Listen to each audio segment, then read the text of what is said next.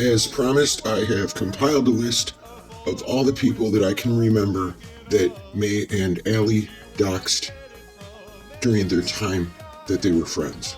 So she started out doxing Jimmer and his family and his ex-wife and his kids and his siblings and his parents and even a group of children that one of his siblings worked with. The entire group of children was also doxed. Then she came at me, but she got the wrong person, so she doxed a retired police officer and his wife and his kids. And they even showed a picture of his house on the stream and a picture of him cutting the lawn. Not to mention doxing his place where he worked part-time. And then anybody she could possibly dox who ever talked to Jimmer or went into his chat, she tried to dox. Starting with Laugh at Life, who was dumb enough to send her an email with her personal name in the email address. They doxed some woman called Shorty, who went on his stream and acted like she was a total badass, and then they doxed her, so she went over there to make friends with them after they doxed her, because of course that's what you do. And when she was on his stream, he got her some money. But she wouldn't be the first person that they convinced that he stole from her, even though he put her direct Cash App on the screen and we were sharing it in chat. She wouldn't be the first one that they convinced that he stole from them. But there's a lot of these stupid people running around. We have Granny's Watching, who was sometimes in our chat and occasionally on panel back then. And they went after her just for figuring out and proving that May lied about the entire meeting in California. They would dox her parents, and her entire family. Other people who just went on panel really quickly or once in a great while would be a woman called Nikki, another one called Tiffany, somebody called JK, and then there was a woman named Karina who was going by the name of Peyton at the time. Well, they found some random woman named Peyton, I think maybe in Massachusetts. Anyway, she had a criminal record, and they put all her shit on their stream and dragged her because they very seldom get it right. So all these people I'm talking about, it doesn't even mean they got their docs correct. I'm not even sure if all of it was the correct information, but in this case, it was not. Then I actually believe they might have doxed the real Peyton before they doxed Karina. And I don't think they got Karina's information correct either, but they keep repeating it like it's some deal. Well, then they went after a couple called Whoosh and Robin.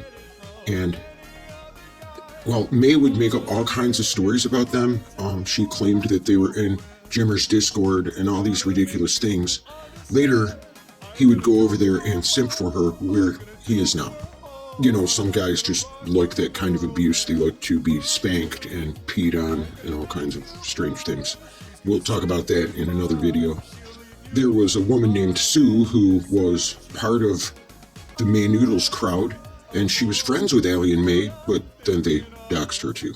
Well, and then there was this guy named Alex who retardedly decided to date her even after hearing her crying on the video. And she got mad at him and doxed him and his family, his parents, all kinds of crazy shit, even showed his passport. Allie stayed there throughout all of this, just like a true friend would, and they had each other's back. And then May Noodles would get mad at her boyfriend Alex, and they would split up. And when he found a new girlfriend, they doxed her too. And I think her niece or somebody. Anyway, another family member for sure. They also doxed a woman named Dots, who was just a supporter of Jimmer.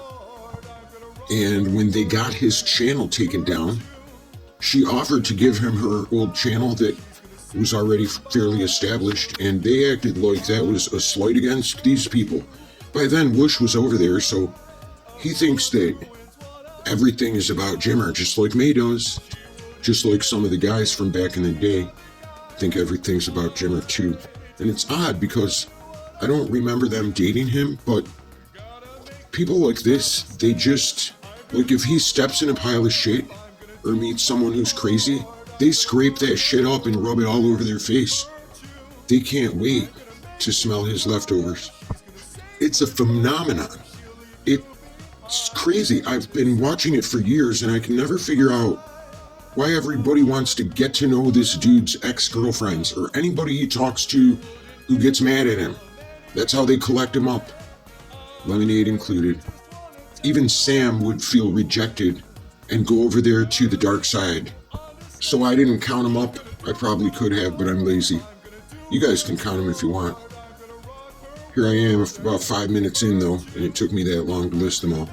So I just want to close out by saying if anybody listening to this is trying to be friends or be on the side of Allie or May, tread really lightly. You can't trust either of these bitches. They have turned on everybody they've gotten close to so far, and I really don't understand why people online are getting close to strangers anyway, but that's a whole nother topic. Troll safely. I'm sorry, Hex.